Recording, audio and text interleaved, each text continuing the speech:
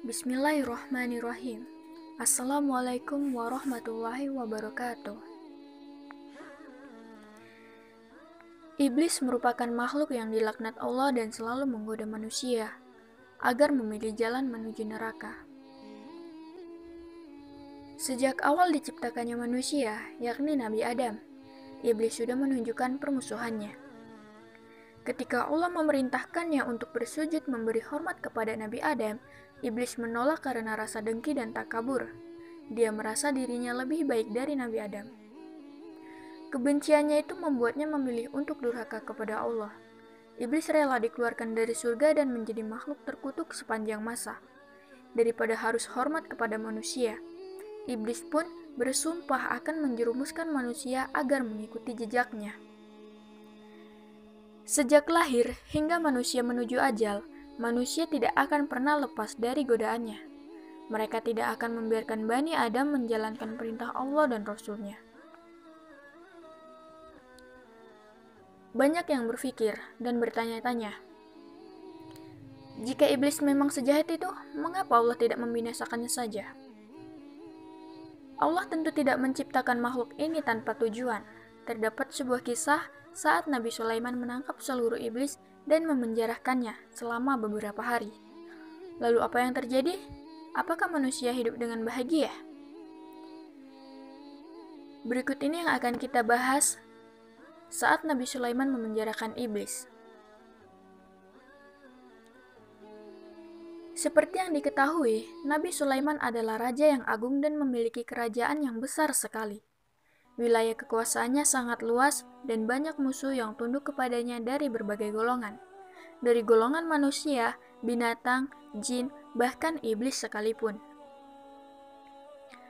Suatu ketika, Nabi Sulaiman memohon kepada Allah untuk menangkap iblis dan memenjarakannya. Ya Allah, Engkau telah menundukkan kepadaku manusia, jin, binatang buas, burung-burung, dan para malaikat. Ya Allah, aku ingin menangkap dan memenjarakan iblis, merantai serta mengikatnya, sehingga manusia tidak berbuat dosa dan maksiat lagi. Namun, permintaan ini pun tidak langsung dikabulkan oleh Sang Pencipta. Allah mewahyukan kepada Nabi Sulaiman bahwa tidak ada baiknya jika iblis ditangkap atau dibinasakan. Wahai Sulaiman, tidak ada baiknya jika iblis ditangkap. Tapi Nabi Sulaiman tetap memohon, Ya Allah, keberadaan makhluk terkutuk ini tidak ada kebaikan di dalamnya. Allah berfirman, jika iblis ditangkap, maka banyak pekerjaan manusia yang akan ditinggalkan. Nabi Sulaiman berkata, Ya Allah, aku ingin menangkap makhluk terkutuk ini selama beberapa hari saja. Allah pun menjawab, Bismillah, dengan menyebut nama Allah, tangkaplah iblis. Kemudian Nabi Sulaiman menangkap iblis, mengikat dan memenjarakannya. Meski Nabi Sulaiman seorang raja yang agung, dalam memenuhi kebutuhan rumah tangganya, beliau lebih memilih makan dari hasil jerih payahnya sendiri dengan bekerja. Menurut riwayat, tiap hari dapur kerajaan Nabi Sulaiman memasak 4.000 unta, 5.000 sapi, dan 6.000 kambing. Makanan itu pun dibagikan kepada masyarakat dan anggota kerajaan. Nabi Sulaiman adalah pemimpin yang sederhana. Beliau selalu makan dari hasil usahanya sendiri dari berjualan tas. Setelah para iblis ditangkap, pada suatu pagi, Nabi Sulaiman mengutus pekerjanya untuk menjual tas-tas buatannya ke pasar. Namun ternyata, pasar tutup semua dan tidak ada yang berjualan. Lalu mereka memberitahukan hal itu kepada Nabi Sulaiman. Nabi Sulaiman bertanya, apa yang telah terjadi? Pekerjanya pun menjawab, kami tidak tahu. Maka pada malam itu Nabi Sulaiman tidak makan dan hanya minum air saja. Hari berikutnya, anak buah Nabi Sulaiman kembali menuju pasar hendak menjual tas-tas produk dari Nabi Sulaiman. Ternyata kembali mereka mendapati pasar masih sepi seperti kemarin.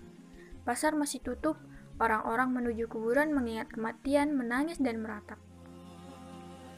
Mereka sibuk mempersiapkan bekal menuju ke akhirat tanpa memperdulikan lagi keindahan duniawi. Nabi Sulaiman heran dengan sikap yang masyarakat seperti itu. Lalu ia pun langsung bertanya kepada Allah Subhanahu wa Ta'ala, Ya Allah, apa yang sebenarnya telah terjadi? Kenapa orang-orang tidak bekerja mencari nafkah? Lalu Allah mewahyukan kepada Nabi Sulaiman, "Wahai Sulaiman, engkau telah menangkap para iblis sehingga akibatnya manusia tidak bergairah bekerja mencari nafkah. Bukankah sebelumnya telah aku katakan bahwa menangkap iblis tidak mendatangkan kebaikan?" Setelah mendapat jawaban dari Allah, Nabi Sulaiman segera melepaskan iblis dari penjara. Keesokan harinya, orang-orang kembali ke pasar, mereka membuka kiosnya masing-masing. Orang-orang kembali bersemangat bekerja mencari harta dunia untuk makan dan memenuhi kebutuhannya. Dari cerita tersebut, dapat kita simpulkan bahwa kita tidak boleh berprasangka buruk kepada ciptaan Allah, sekalipun kita anggap itu jahat, tidak berguna, bahkan menimbulkan masalah. Sebab Allah tahu atas apa yang Dia ciptakan. Demikianlah cerita Nabi Sulaiman saat dunia tanpa iblis. Jangan lupa subscribe dan tekan lonceng agar tidak ketinggalan video berikutnya. Wassalamualaikum warahmatullahi wabarakatuh.